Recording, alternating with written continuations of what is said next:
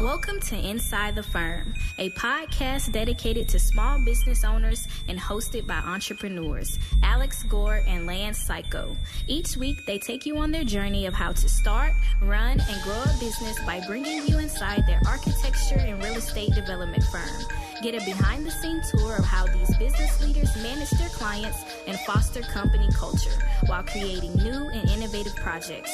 And now your hosts, Alex Gore and Lance Cayko. Lance, leadership is the ability to hide your panic from other. Lao Tzu from Richard Branson's book, The Virgin Way. That is a huge part of leadership, and I think a big reason why people reach out to professionals like us, right? I know when I had an attorney several times in my life, that was absolutely one thing I was looking for from them, or a doctor. You just want to be reassured that they know what they're doing, because I'm not saying we are comparable in that, like, there's crises in life, right? Like it's not a health problem, it's not some legal issue. there's definitely crises, but not from the get-go, but they come up. Yes. They come up, right? Yes. Yeah. You put in a $3,000 beam, and it either isn't supposed to be there, it's too long, it's too short, it's the wrong thing. You got to fight. Like, there's definitely crises. Well, how about? What if the contractors just decide, we're just going to pour this foundation 1 foot higher? We're just going to do that. Which project are you talking about? Or we're going to pour this foundation 8 inches too short. I mean, we've already talked about both of these projects before, and not naming names, but that stuff happens, right? And I think you show a whole nother level of leadership if you can be calm, cool, and then reassure your client that nothing's it's going to be fine. Yep. It's all going to be fine. So I had this happen on a couple different accounts in the past month. And I meant to bring this up, but it kind of I got triggered into thinking about it the other day when you and I were driving to work, driving to school. So there was one of my clients on my side of the firm that we're working on. We're working on this really cool sixplex down in Lakewood, and there was a panic at the end as we were headed towards getting everything submitted, and he wanted to punt to the next week. And we had dedicated a bunch of staff, or a bunch of our staff and consultants of their time, and like, get this done by Friday. And I just reassured him that, hey, we're gonna get it done. We're on schedule. Don't worry about it. You're in good hands. And then so we ended up submitting on a Friday, right at the end of the day, right in the afternoon. Alex Gresh went down there and did it all. It was awesome. First time he did that, got it done. Really proud of him. And then I emailed this client the following Monday, and I said something to the tune of, the subject was congrats and thanks, and I said, I just wanted to say thanks on the Tabor Street project being accepted into the city for SPR, and thank you for trusting us on sticking to that deadline. We truly appreciate your business. He responds back and he says, thanks for talking me out of that. I was afraid they were going to send us packing. So he was super thankful about that. Then I had another client do the same thing about a couple of weeks before, a week after that. They were just like, I feel like the project is out of control. And I go, hey, it's not. Don't worry. We're going to make it. We're going to be into the city. We're going to be done with it. And we made it into the city. Then we actually had another little fire happen after that, where it was like, oh, crap. Well, now they need us to pay. And we went out of our way, and typically we don't do this, to pay their building permit fee just to keep it going. And they were super thankful, and it gained us this whole nother level of trust, because this is the first time we were working with this particular client. And I could tell from me talking to him that he was like skeptical of maybe us continuing to move ahead and move forward. And this is a client where it's like, man, they broker a ton of big commercial spaces to people who are constantly doing stuff. And I'm like, I really want you as a repeat client. So we went above and beyond and put out all those fires to ensure it. Sure enough, yesterday, had another meeting with him. We got another project on the horizon. That is awesome. Yeah, I cannot agree with you more that... Good, because I'm right all the time. Because essentially that's what happens not only with clients, but with bosses and employees, and then also starting out on your own. If you're starting out on your own, you're going to have those panic situations. And the key to knowing about those panic situations is that know that they're going to happen. It's inevitable. There's the framers are going to screw up. The foundation people are going to screw up. Yep. Clients are going to panic. And you should always hold yourself to a higher standard and try to eliminate those. You're going to screw up. Exactly. So I keep giving this NASA analogy to you, Lance. But essentially, NASA designs a rocket ship, and they still have CA, and they still have to do something while they're building it. And then, Apollo 13 happens, and they got something busts on it, right? And someone could come back, yeah, but that's rocket science. So, of course, it's super difficult. So, of course, right? But you forget there's a level of equality of what you have to go to be in NASA. So just think about it. You have to get accepted into an aerospace program. You have to be the top of the top to be considered by NASA. Then you are competing against everyone to get in. So not the top of your school, but of everyone. Then you get in. Then if you want to work on high-end projects, you have to be the top of the top in NASA. So the top of the top is working on the top of the top programs, and there's still issues, critical items, all that other stuff. So just know you are never going to eliminate this anxiety. You can only manage it, and manage it well. That's what you're saying, right? That's exactly what I'm saying. Yeah, absolutely. Yeah. And I've gotten compliments over and over again, especially by even business partners that we work with who are other architects and designers that we'll team up with on projects, and they're just like, how do you stay so calm? And I'm like, wow, it's not really happening inside. I mean, there's a panic for sure, but you just, you got to have a cool exterior. And that doesn't mean that I don't freak out every once in a while, but you got to manage it, right? Sometimes you need to, yeah. Sometimes you need to, and I think that's where, again, God bless all of you sole practitioners out there who don't have ideas to bounce off of.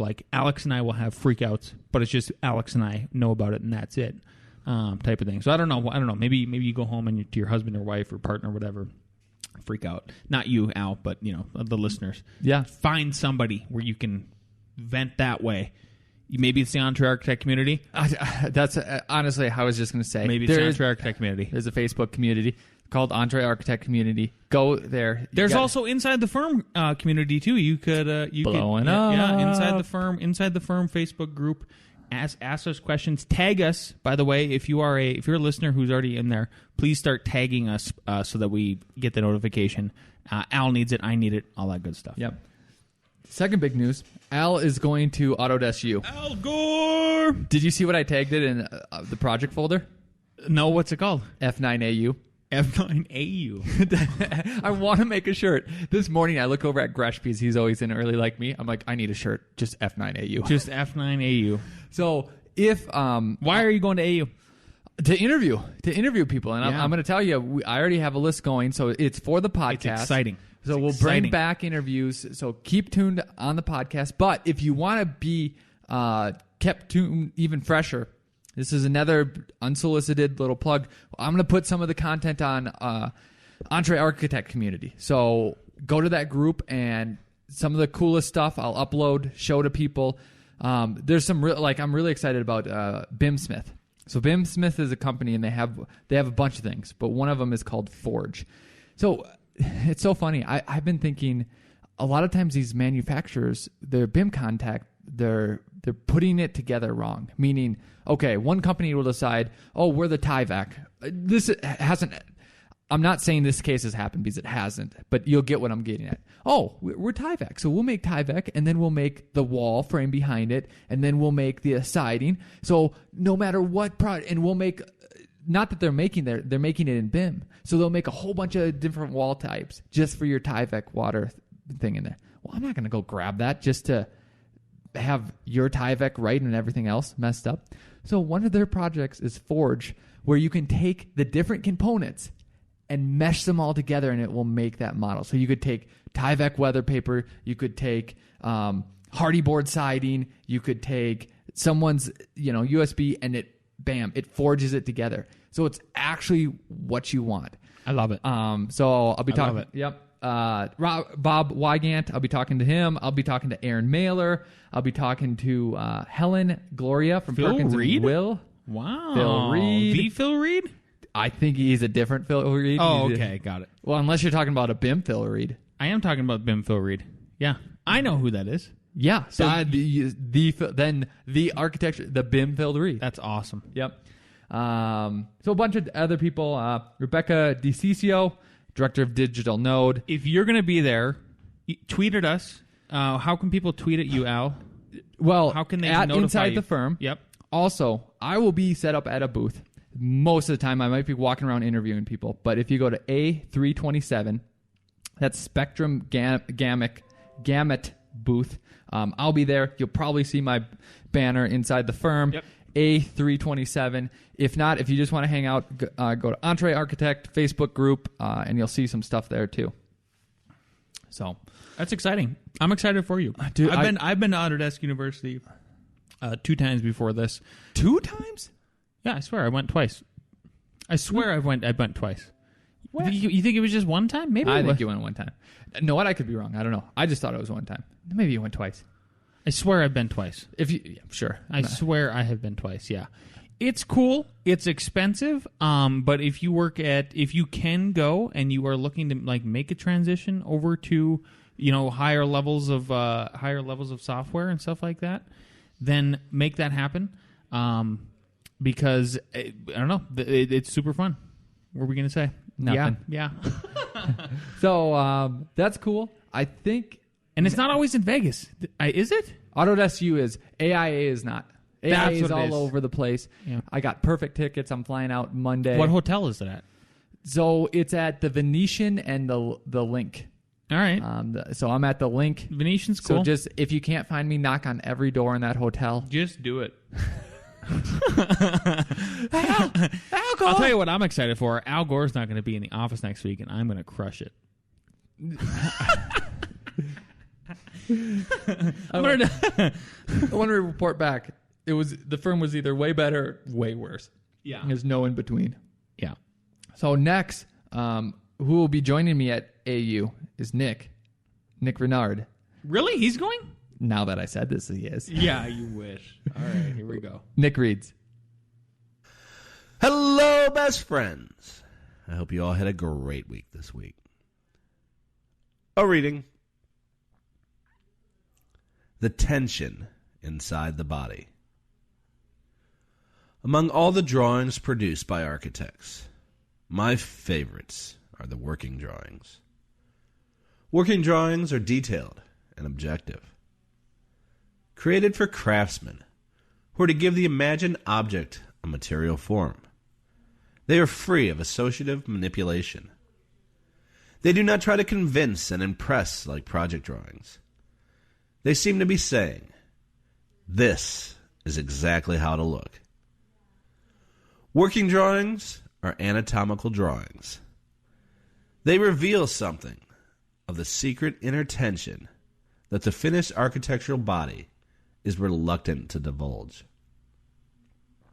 The art of joining, hidden geometry, the friction of material, the inner forces of bearing and holding, the human work that is inherent in man-made things. Peter Zumthor, Thinking Architecture. A question. Big or dig? Toodles. So I have to go back to another question. And I think it was last time, he said Biggie or Tupac. Yeah. I definitively am now going with Biggie. Wow. I was on the fence what a before. flip-flopper. Don't ever elect this guy to office. It's just facts are facts. Yeah. And this is the truth. Big as in Brian Bjork Ingalls Group Yes. or Dig. As in, They both have 3 letters. it's true. It's easy to say. Principle-wise, I would go with Dig. Yeah. Architecture, Uh-huh. Big has a slight edge. Slight edge. Meaning they do Slight massive, edge. awesome, cool buildings. But like for like the man at top, it has to be Dig Architecture. It has to be big architecture. Yeah. Dig. Yep. Because he's stuff. going to AU.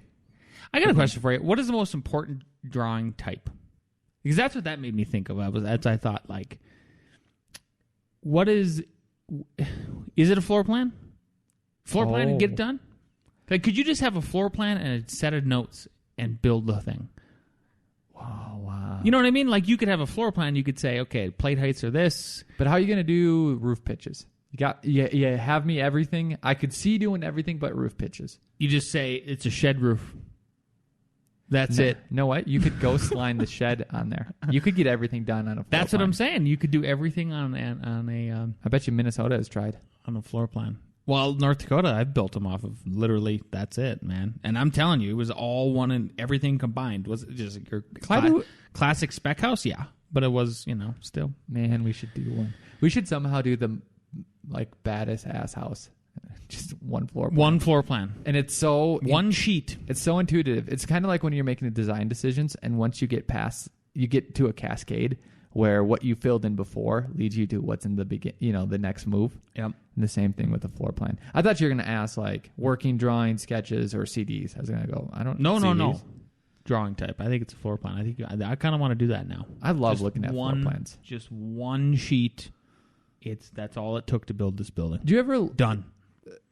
See, that's what I'll even give it. You can print front and back. That's it. Maybe the notes are on the back.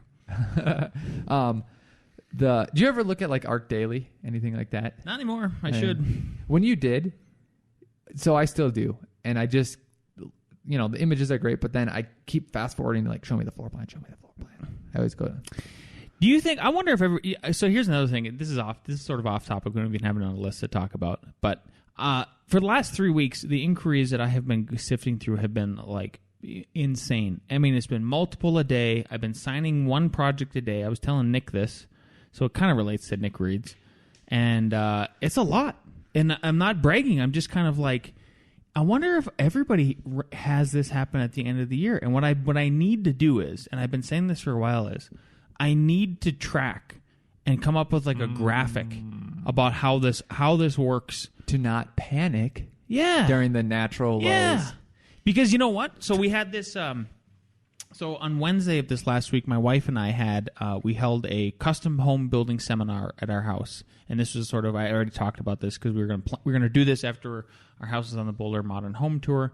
It was fairly successful. We had a couple people there, got some good leads and all that stuff. But then we got to talking... We had our lender there, the same lender that we're going to use for... the condo project, right? The preferred lender. Oh, so he was there, and he was telling us about cycles that he sees in the real estate market. And that since 2013, what he's seen is he goes, I see rents go up in July because or June because all the college students are done, they're graduated, they move here, and then so there's a huge surge that's when rents are the highest, and then they go down. Anyway, he goes, I made this graph, and it was just over and over and over again. And what it really helped was it helped him sell people.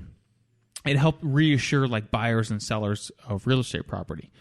So I want to really produce something like that for us. So it just helps us sell ourselves and okay, yeah, this is when the lull happens. I wonder if there really is, even during the recession.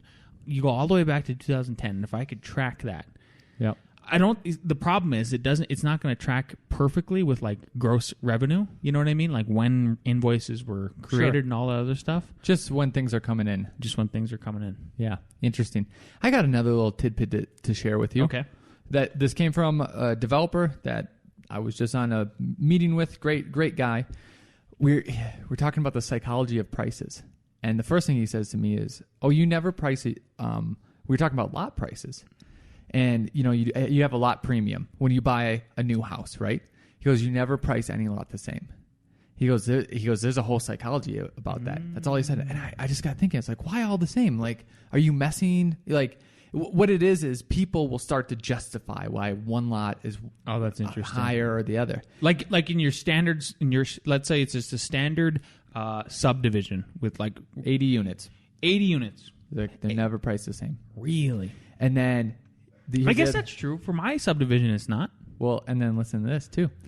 You price the best one basically too high. Just too high. And for two reasons. You're anchoring someone. You're anchoring them so that they think that they're getting a deal on theirs. And then there's always a person crazy enough to buy it because they want the highest price one. We were crazy enough to buy it. Thank God that the developer... It basically made a mistake and we got it for cost, but whatever. Yeah. But listen to this. So I started thinking about our development. Somebody is crazy. Their ego probably gets involved. You know? So there you go. The Eagle psychology. Lance. That's what I'm saying. Yeah. Yeah. So I said, okay, I'm going to tell you about well, he already knows about our development. I go, we've always had the idea of we're going to release one.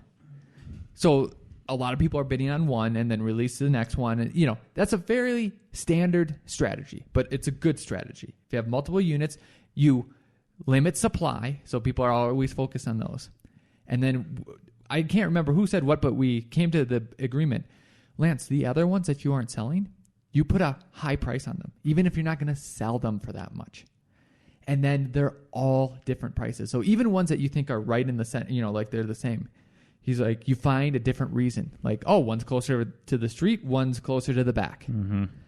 So you sell, let's say we're doing one of the middle duplexes. All the other ones, you can see their prices. All the other ones are a higher price, and they're all different prices. Huh. Do it all at once. No. You're only selling one. But like on the map, it shows, not for sale yet. That's interesting. When you put the other one on, that's interesting. When you put the first one on, you just start to get people thinking. They see, these like ones, those ones are selling for $425. This is selling for $325. I'm getting a deal. I like it. Isn't that the things you don't know? Things you don't know till you know. Till you know. Rock and roll. Speaking of not knowing, do you think the boys know about A.R.E. Jeopardy? Do you think they know all the answers? They don't. So let's get them in here and laugh at them.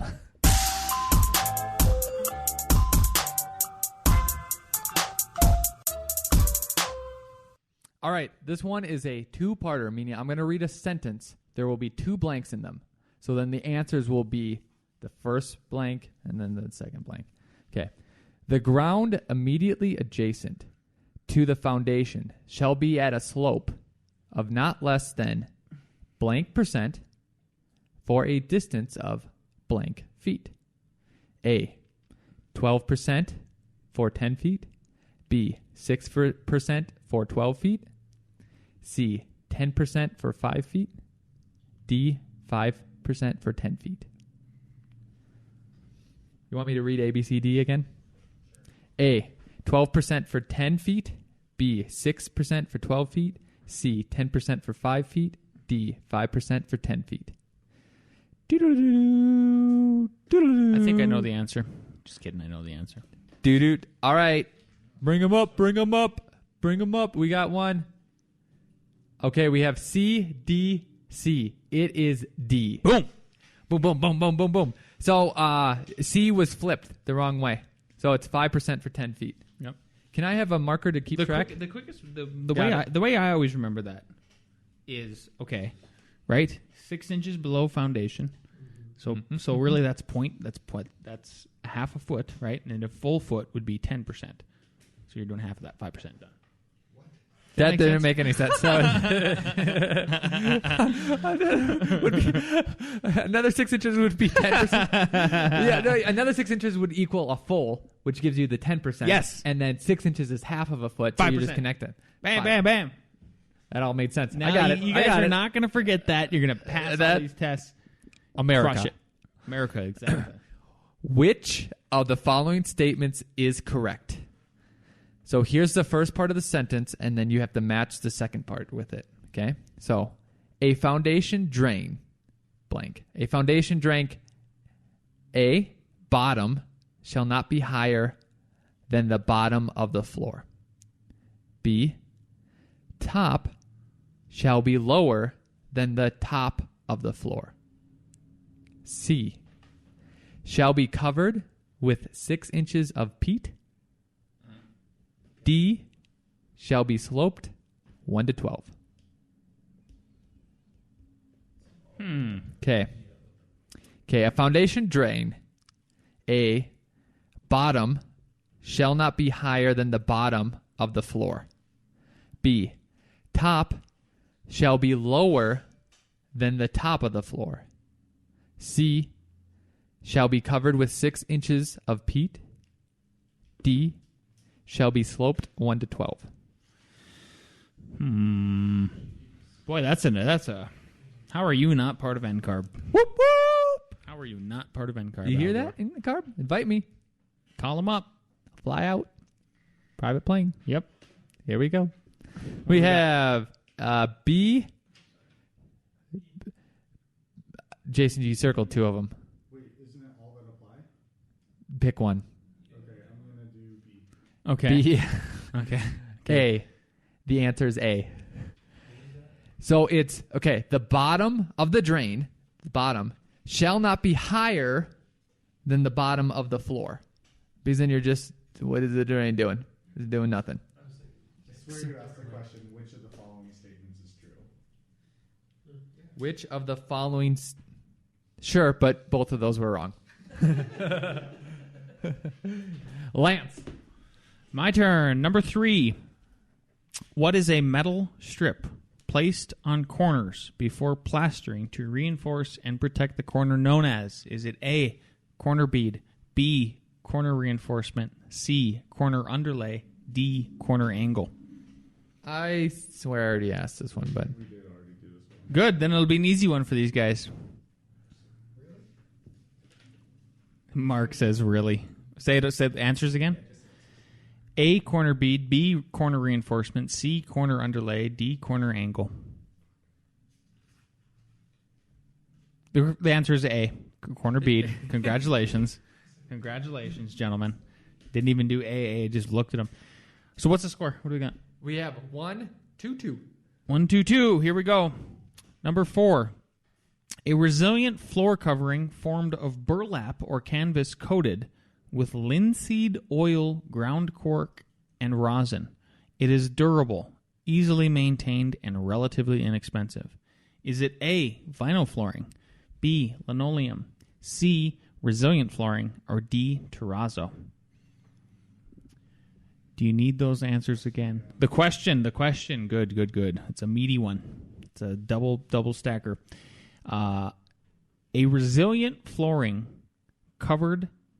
formed of burlap or canvas coated with linseed oil, ground cork, and rosin.